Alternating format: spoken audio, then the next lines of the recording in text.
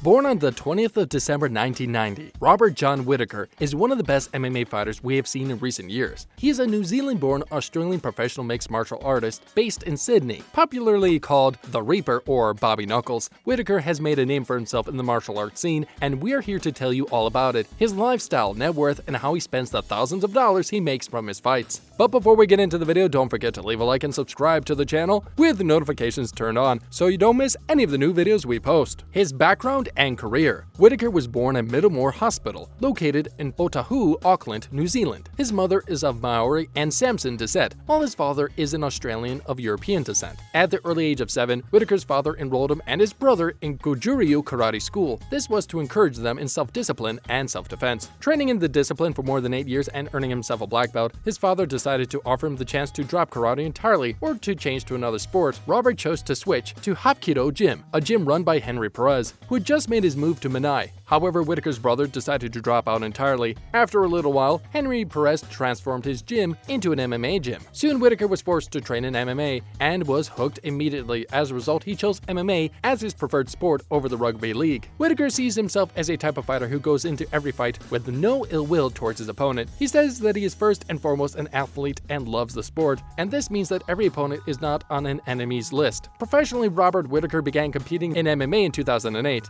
He was signed to Australia's Extreme Fighting Championships and made his debut on March 14, 2009. He fought against his fellow pro debutant, Chris Talwin. Interestingly, he won his debut fight via TKO in the first round. Whittaker then decided to advance his career with Cage Fighting Championships, going 6-0 inside the promotion from 2009 to 2011. He had a notable win over fellow TUF Smashes cast member Ben Alloway, a fight he won by submission. Unfortunately, Whittaker lost his first fight on the 30th of October 2011 when he traveled to Kotai, Macau for Legend Fighting Championship 6. He fought Hoon Kim and lost via submission in the first round. That didn't weigh him down, however, as he bounced back from the loss and won 2 consecutive bouts. Afterwards, he suffered his second loss to Jesse Juarez, which brought his overall record to 9-2. Henry Perez, Whittaker's coach in 2013, put him forward for the first series of The Ultimate Fighter, The Smashes. It pitted a team of Australians against a team of 8 from the United Kingdom, and Robert was selected as one of the cast members. Whittaker fought Luke Newman in his first fight on the show. He landed a punch flush on Newman's chin, 19 seconds into the show, knocking him out, knocking him unconscious for several minutes. The win moved him onto the semi-final round. Whittaker also earned an additional $25,000 for knockout of the season. As a result of the knockout he gave Newman, Whittaker was matched against fellow Australian teammate and a replacement fighter Xavier Lucas in the semi-final. He won through a knockout 1 minute and 17 seconds into the first round. This moved him into the final round of the competition. On August 23, 2013, where he faced Court McGee at Ultimate Fighting Championship night, he lost his fight in the most important fight of his career via split decision. Whittaker was also removed from the card at UFC Fight Night 23 on December 7, 2013, when Brian Mellencamp, his fighting mate, pulled out of the bout citing an injury. This subsequently led to Mellencamp's retirement. Whittaker also lost his fight against Stevenson Thompson at Ultimate Fighting Championship 170 via TKO in the first round on the 22nd of February 2014. However, in the 3 years following his loss to Thompson, Whittaker won 6 fights in a row before earning his fight against Yoel Romero. Whittaker fought for the interim middleweight title, Yoel Romero, on the 8th of July 2017 at UFC 213. After Michael Bisping announced a nagging knee injury which kept him on the sidelines for months, he won the fight by unanimous decision, and by virtue of that became the first Australian and the first New Zealand-born fighter to hold the UFC title. This win also earned him the Fight of the Night bonus award. For the remainder of 2017, however, he did not fight as he was recovering from a medical knee injury to his left leg. On the 7th of December 2017, the then middleweight championship, George St. Pierre vacated the title after being diagnosed with colitis. As a result of this, Whittaker became promoted to undisputed champion. In July 2018, the UFC announced that Whittaker and Kevin Gastelum had been selected as coaches for The Ultimate Fighter 28. On December 2, 2018, it was also announced that Whittaker's next middleweight title defense would be against Kevin Gastelum in February the following year at UFC 234. Whittaker, however, pulled out of the event a few hours beforehand after he was forced to undergo emergency surgeries. This was due to an abdominal hernia of the intestine and a twisted and collapsed bowel. Personal life. Whittaker is married to Sophia Whittaker. Together they have 3 sons, John, Jack, and Jace, and a daughter, Liliana. Also, Whittaker has legal guardianship of his younger half-sister and brothers Henry and Karachi Matafio. Whittaker is a family man whose mantra has always been family first. This mantra of his was emphatically proven when he pulled out of his fight against Jared Connor in order to donate bone marrow for his sick youngest daughter. He believes that if he had to sacrifice his time with his family to be the world champion, then being a champion wouldn't be worth it. Even though he's a family man, Whittaker enjoys playing online games a lot. He did a lot of online video gaming, especially during the quarantine period. In his words, he describes it as a balancing act. He plays online video games such as Skyrim and Fallout. He says he does this to escape from the harsh realities of this world. Playing games is an avenue for him to unwind. His net worth. Being the most accomplished MMA fighter in the history of combat sport in Australia and New Zealand, Whittaker, as at January 2021, ranked at number 1 in the Ultimate Fighting Championship middleweight rankings. He also sits at number 13 in the Ultimate Fighting Championship's men's pound-for-pound ranking.